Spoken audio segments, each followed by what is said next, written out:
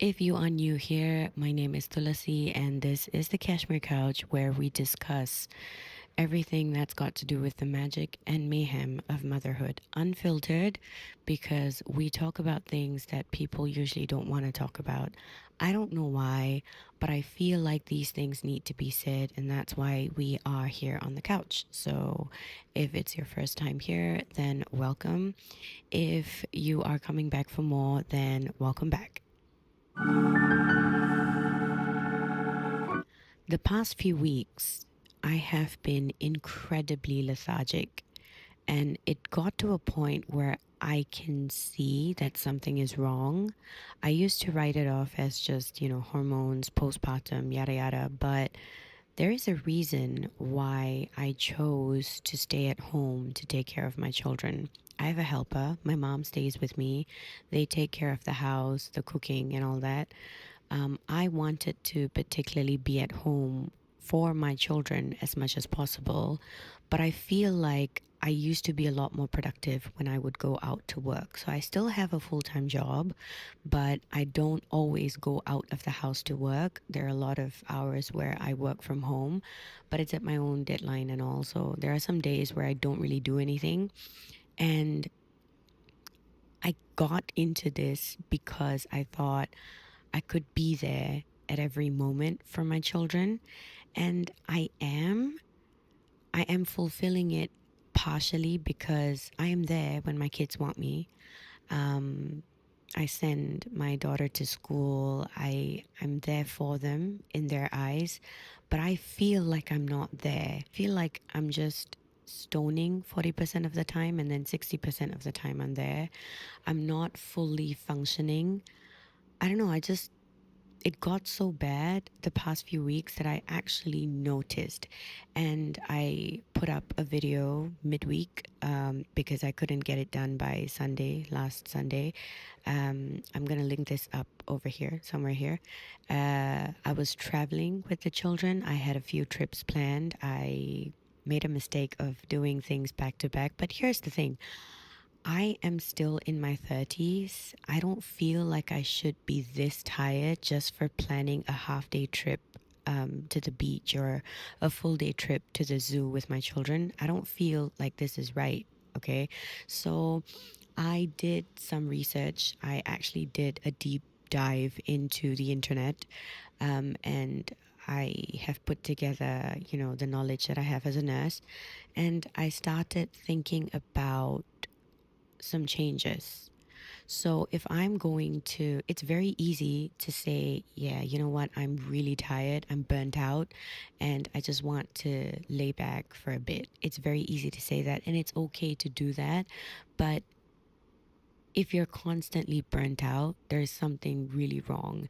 And I've worked with a lot of patients, and I've seen a lot of families where they have chronic illnesses, and it always starts something like this.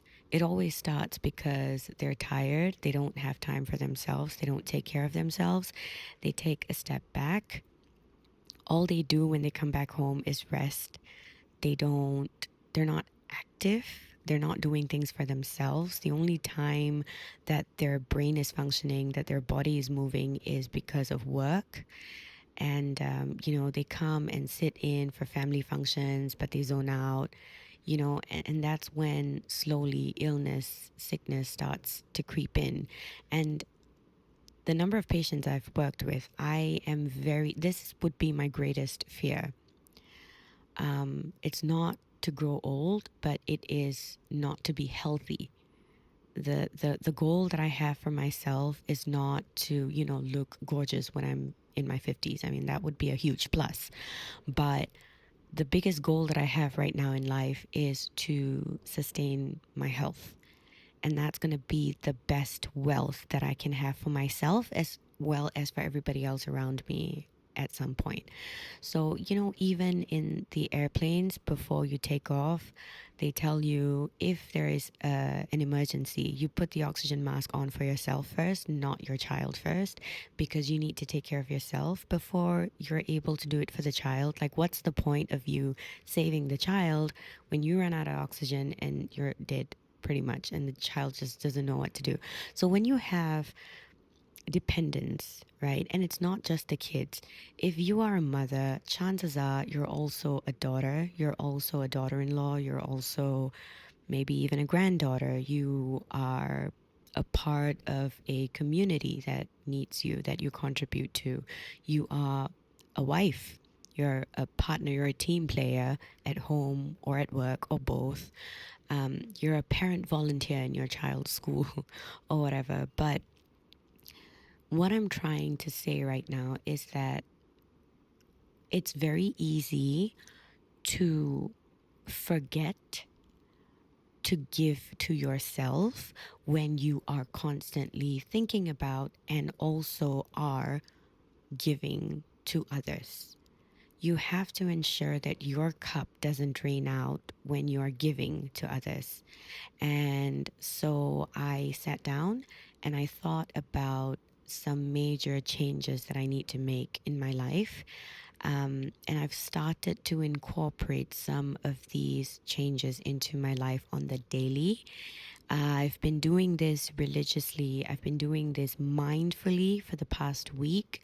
I have noticed some differences, and I thought I would share with you guys what these changes are, like how you could possibly also take something that we probably have taken for granted and root it into your current lifestyle. There are ways to do it, and I thought by talking about how I have chosen to do some of these things, you could possibly get inspired, and that would mean so much to me if you're able to gain something from this video, from this chit chat session that we're gonna have. So grab a snack or a drink or whatever it is. If you're going to breastfeed your baby, pause the video, bring the baby over, let's go.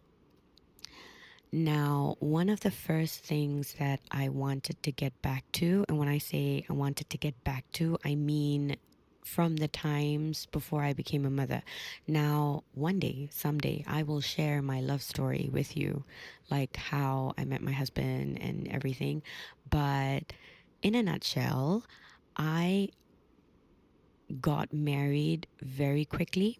So I had only known my husband for like 3 months before we actually got married, and I fell pregnant very soon after. So a lot of blessings came into my life like in a rush almost. And before that, I was very single and very alone. I was very alone for a while, and then I turned that into me being happy on my own. Do you get the difference? Like, I was lonely at first, and then I turned that into me spending time with me. And when I was doing that, so I was single, I had a few friends who were single, I had a few friends who were married, who had kids. I would go and weave myself into their lives, but then I would also come back to my own space. And I loved it at that point. One of the hardest transitions for me getting married was that, to go from being in love with myself and my own space, and then now having to share that space with my husband. And that was only for like less than a year. And then baby, and then just this mad rush of everything, right? So, again, if you're watching this to sort of see whether motherhood is going to fit you and all that, everybody's life is different. Everybody is going to experience something a little bit different from the other. But the bottom line is there will be a point in time where you won't regret having the children, but you would wish that you could do certain things that you used to do, like me being alone. This, what we're having right now, is part of my me time. And this is happening at about 11:15 p.m. And I just got the kids to sleep, and I was struggling so hard not to fall asleep with the kids because I wanted to do this, right? Now, so going back to me wanting to have a little bit of myself, like missing myself from before I became a mom, these things happen. So again, I'm not complaining that, I have my kids and I hate my life. It's not that. I love my life. My kids are a great blessing in my life. But sometimes you just want to do something for yourself. So that's part of taking care of yourself. One of the things that was so beautiful in my life that I could not do after having children, or even when, my pregnancy started, was my spiritual journey. I had reached a point where I was just so spiritually involved with my mind, body, soul. Everything was just, connecting with the universe, spirit guides, and just being able to, receive messages. I was on that level, okay? I could see things and yada yada. I was very, very connected with God, and it wasn't religious. So I had tried different paths to get to God, and I got to a point where I could just speak just like that. I didn't have to do anything, if that makes sense. Um, and then, with the pregnancy and the symptoms and the me figuring out what was happening with my body, and then when the baby came, I was struggling to be okay with the new body, the new sort of energy that I had inside, all of this. And then as soon as I was like okay with things, I was pregnant again. And then, new things happening, because a lot of the symptoms that I had in my second pregnancy, I had none of that in my first. So you just are overwhelmed with emotions, with physical changes, with all of these things with your pregnancies. And I was pregnant and I had a toddler, and she was demanding for a lot of my attention. So I basically did not give myself any care at all at that point. Whatever I did to be able to speak with God, the universe, to just change my frequencies like that, to be able to get messages. And I was loving that part of my life. Um, Whatever I was doing at that point in time, I was praying, I was meditating, I was big on meditation. I was meditating every single day. I was so in the zone. My emotions and everything were so not under control, but they wouldn't control me. I was so empathetic. It was just a really good high vibrational period in my life. And then as soon as I got pregnant, everything just went boop, nothing. I couldn't, meditate with the baby. I couldn't do a lot of things. Okay. And then recently with this realization that I was operating at 60%, and like 40% of my brain was just constantly not there. Sometimes I'd just be floating from one room to the other. Maybe I would be a little bit more productive if I didn't have my mom with me or my helper, because I would have to take care of everything, and then I'd be a little bit more focused. But even then, I know that I would just be overwhelmed, and I would just be screaming and, just lashing out at everyone. Um, I realized that I needed to find some sort of balance, and the only way I was, in like constantly in like a Zen mode before this in my life, based on experience, was when I was meditating. And so I attempted it and failed miserably multiple times, until I realized that there is something I'm not taking into consideration here. When you have a dependent, and sometimes this dependent isn't even your child, it's your husband, or, it's a fur baby. So you have someone dependent on you for care 24/7. You have to figure out, first, you need to accept the fact that you're never, ever, ever going to go back to being that you were before you had this dependent. Okay.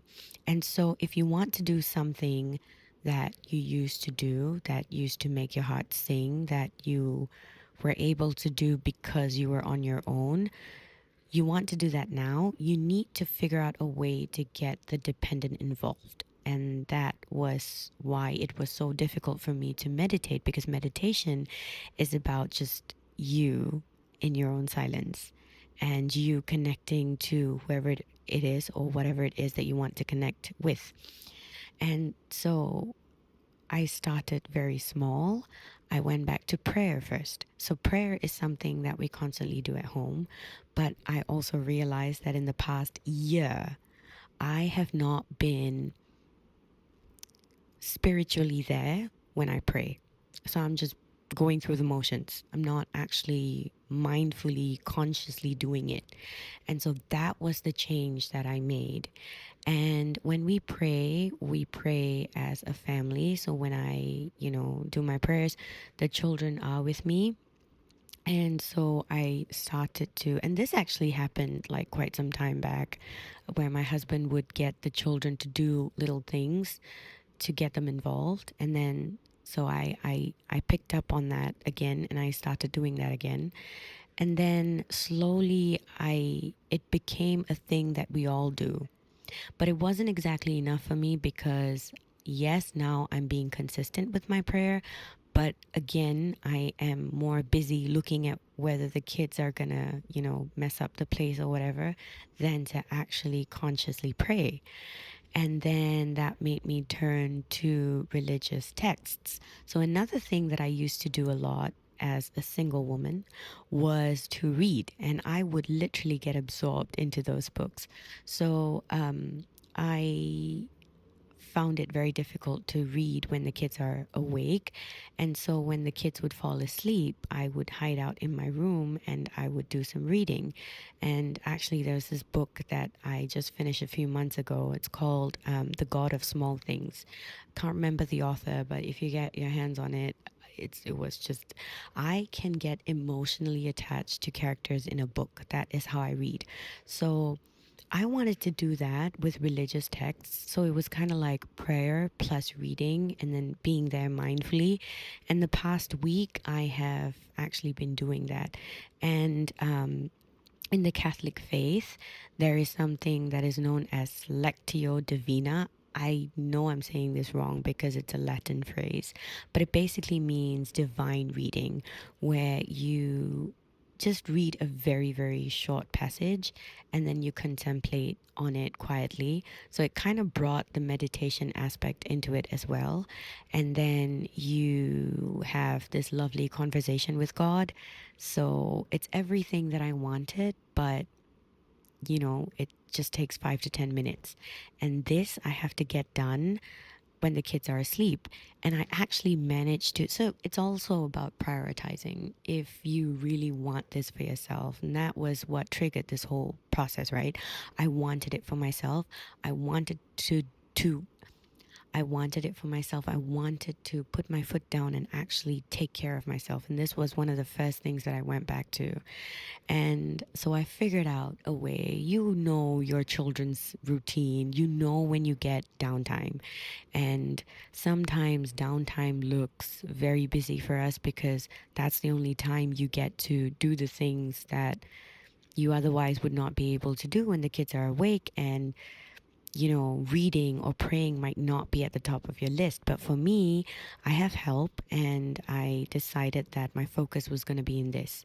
And this has actually helped me to bring focus back into my life. Like I'm a little more present in the things that I do because I am enforcing this mindful presence in the things that I'm doing, not just when I'm reading or when I'm reading the Bible or the Bhagavad Gita is something that I haven't tackled yet because it's a different level. But right now it's the Bible I'm working on. Um, yeah. And when I have that 5 minutes of reading, it's so quiet and I've made it into like really my time. So what I do is we have this it's a portable table, foldable table. So it's like the bed, breakfast in bed kind of table. So I have that. And then I get my Bible out. I have colored pens, which I love. It's in a set. And then I just let whatever color I feel like picking, I take that, and then, if I resonate with a line that I'm reading, or if I am feeling this line, whatever, I just go highlight that. And it just gives me something to do and stay present. My mind just doesn't wander off, if that makes sense. And once I'm done with this 5 minutes, I feel so like clean in my soul that I move on to actually sitting down to meditate. And since I've only been doing this again the past week, my meditation looks like 5 minutes. I used to meditate for like half an hour, and I would go somewhere, when I was single and when I was doing it, like when I was in that zone. But right now, I'm just trying. So it's small steps. You can't set expectations for yourself. For me right now, the goal is that I want to be consistent. I want to be able to do this every single day. But if that doesn't happen, I don't kick myself for it. Um, you can't set expectations, because if you're going to be realistic about your expectations are going to be very like low, very simple, um, expectations that you probably can, like, you might as well don't set any expectations. You know what I mean? So that's been one thing that I've been working on. To be honest, I actually have a list on my phone right now of I call that list rituals. And these are rituals that I want to incorporate into my daily life because I want to take care of myself. Like, that's one of the top priorities that I have in my life right now. One of the biggest reasons for this is that I'm a nurse, and I've worked with so many patients in my life who suffer from chronic illnesses. And one of the biggest starting points for chronic illnesses is when you are so tired. You're not paying attention to the things that are happening in your everyday. You're so focused at work that when you come back home, you're just so tired. You switch off, you lie down, you stop moving. You're not active. Your mind is not active. The only time you're stimulating your brain, you're doing anything with your body, is because of work. I know of a lot of people who have succumbed to the corporate life, and it's one of the secondary reasons why I left the corporate world. But I've realized in the past few weeks that this lethargy, if I don't do something about it, it's going to get me to that starting point where I just decide I'm just going to sit. My joints have been more stiff than ever before. um, you know, do I have some sort of underlying medical condition? Not that I know of. But I'm trying to fix this before it gets really bad. And so one other thing that I am trying to do is to move every day. So I try, and there's so much help on YouTube, guys. You don't have to go for classes.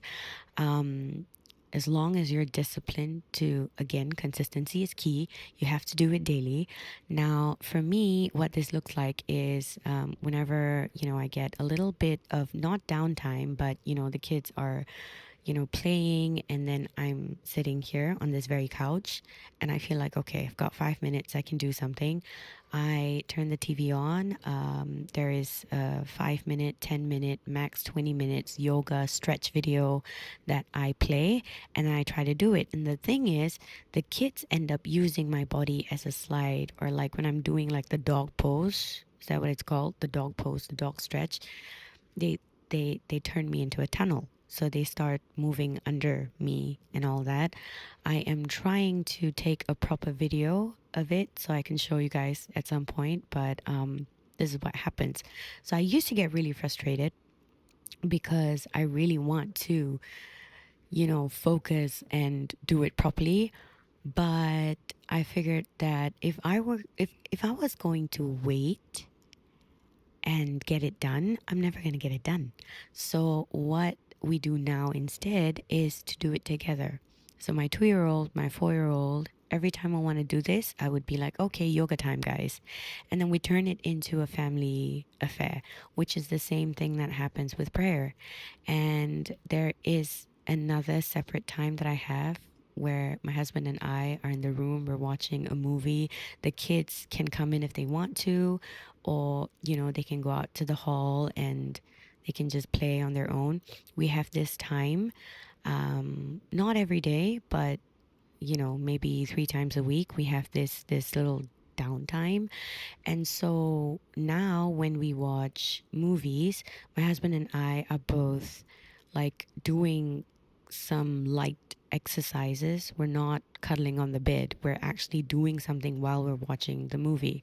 So this is one way I feel like I can incorporate something that I want into my life when I feel like saying I don't have time. I don't have the time. I don't have the environment. I don't have the proper mindset to do.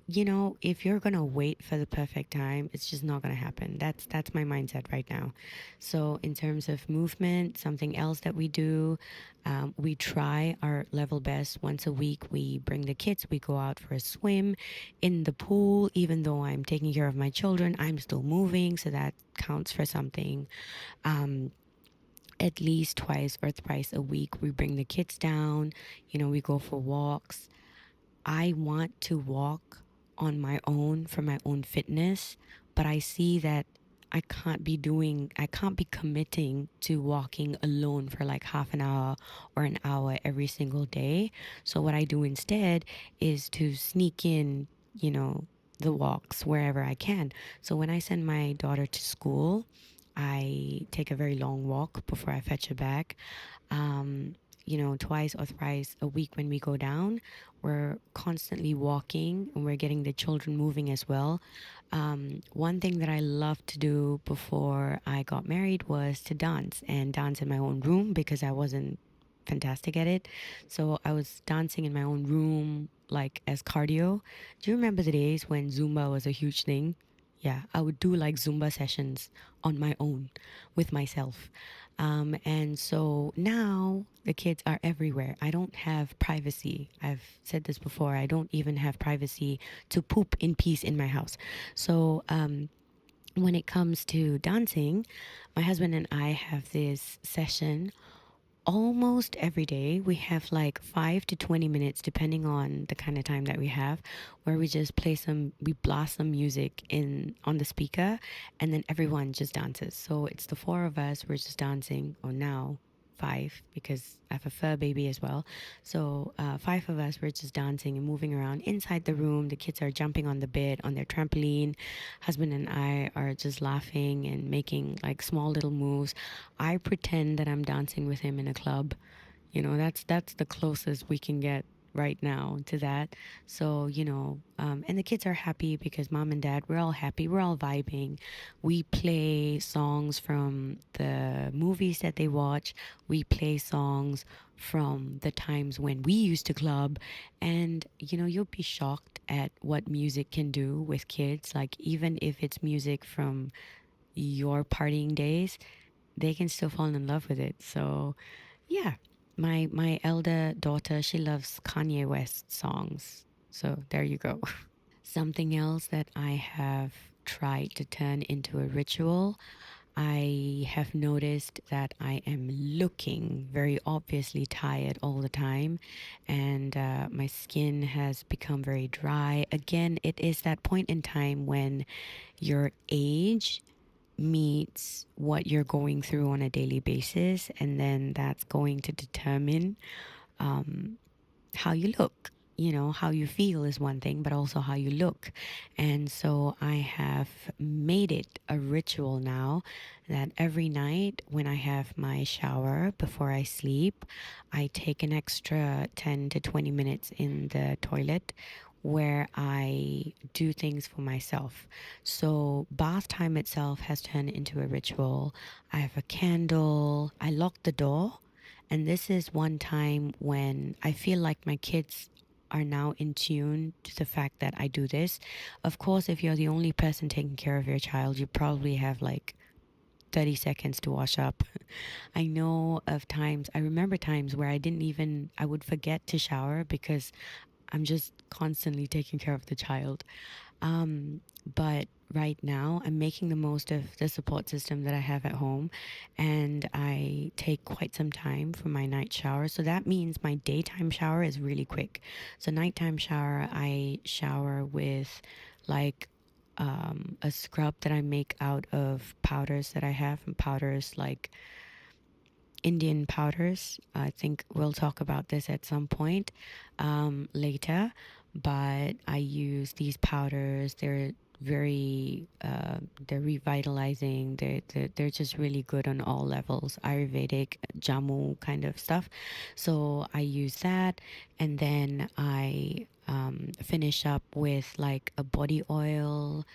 I'm realizing how important it is to nourish your skin. It's not just about the things, it's also a lot about the things that you eat, and that too I'm being very conscious about. But it's also about the things that you choose to put on your body. Um, the way you do it, even, is not just about slathering on some moisture and then you're done. Taking time to really, get everything in. And then I also have started to make my skincare routine a ritual on its own. And I have oils that I use that are homemade.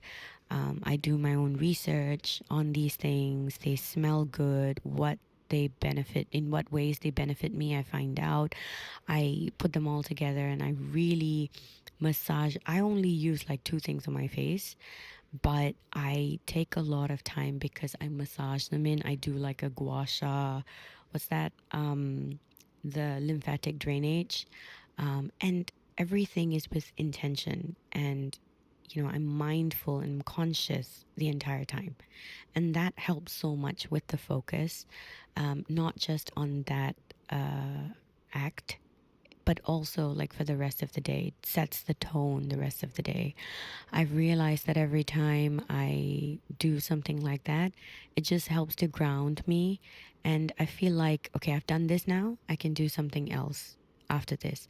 So, bottom line is that there are two ways you can do things for yourself. One, if you really find it super hard to do it for yourself alone, then figure out a way to incorporate your dependent into the whole routine, right? And have fun with it.